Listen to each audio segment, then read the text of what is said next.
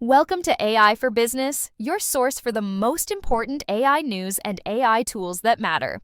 In today's episode, we'll explore Apple's partnership with Anthropic, discuss concerning safety issues with Google's newest Gemini model, examine why people struggle with getting reliable health advice from AI, and update you on OpenAI's surprising decision about its organizational structure. Then, we'll share an AI tool that helps creators build virtual worlds, and share a prompt tip to sharpen results by making AI improve the prompt first. Our first news story focuses on Apple making a major move in AI coding. Reports say Apple is working with Anthropic to build a new tool that helps developers write, edit, and test code more easily. This new tool will be based on Anthropic's Claude Sonnet model and added directly into Apple's existing code editor, Xcode. Developers will be able to use a chat interface inside Xcode to ask questions about their code, test it, and fix bugs without switching to a different app. Apple plans to release this new version to its own software engineers first. This is a key update for Xcode, which has received criticism for being slow and sometimes giving inaccurate suggestions.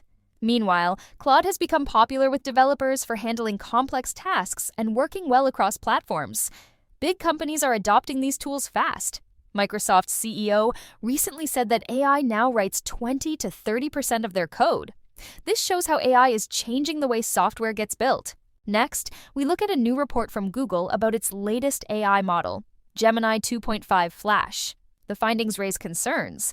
Although this new version is designed to replace the older Gemini 2.0 Flash, it scored worse on some safety tests. Gemini 2.5 Flash is better at following instructions. However, it performed lower on two important safety checks. There was a 4.1% drop in text-to-text safety, which measures how often the AI breaks Google's content rules. Even more worrying, there was a 9.6% drop in image-to-text safety, which tracks how well the AI handles images without producing harmful or inappropriate responses. Google says these issues may be caused by errors in the training data, but also admits the model sometimes gives unsafe responses when asked directly. Companies are trying to make their models more helpful and detailed, even on difficult topics, while also trying to avoid harmful outcomes. This issue isn't limited to Google. Other major AI companies are facing similar trade-offs. As they aim to make their tools more useful, some safety protections may be weakened. This raises important questions about how we judge progress in AI, and whether being more helpful should ever come at the risk of being less safe. A new study by Oxford researchers has found a serious issue. Many people are struggling to get helpful health advice from AI. As wait times and costs in healthcare continue to grow, about 1 in 6 American adults now ask chatbots like ChatGPT for medical advice at least once a month. The main problem is that users often don't know what details to include when asking for help. According to Adam Mahdi from the Oxford Internet Institute, the back and forth between people and chatbots isn't working well.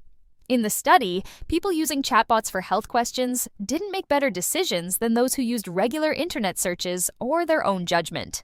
The study included about 1,300 participants in the UK who were given medical situations designed by doctors. When using AI models like ChatGPT and Meta's Llama 3, participants were actually worse at spotting important health issues and often thought the problems were less serious than they really were. This happened because users often left out key information, and the AI replies often mixed good advice with poor suggestions. Instead of helping, this made people more confused about what to do. This is important to keep in mind, as major tech companies like Apple, Amazon, and Microsoft continue to work on AI tools for health-related use. The American Medical Association has advised doctors not to rely on chatbots when making medical decisions. In other AI news, OpenAI has changed course and decided not to become a fully for-profit company. Instead, the nonprofit side of the company will stay in charge of its operations. OpenAI board chairman Brett Taylor said the company's business arm will now become a public benefit corporation, which means it can pursue public good along with making money. To understand the background, OpenAI was founded as a nonprofit in 2015. In 2019, it introduced a capped profit model, saying it needed more funding to grow. More recently, it had been planning another restructuring to bring in even more investment. But this plan ran into strong resistance. Early investor Elon Musk filed a lawsuit against the company, accusing it of abandoning its original nonprofit mission.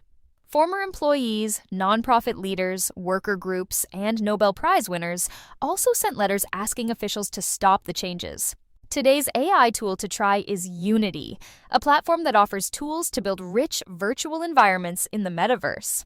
With Unity, creators and developers can design anything from simple meeting rooms to large, complex event spaces. These can either reflect real-life places or imaginary new ones. This means they can quickly test and adjust their work as they go. This kind of immediate feedback is helpful when designing for the metaverse, where regular updates help keep users interested. Link to try in the description. The prompt tip for today is about getting better results from AI by having it improve its own instructions.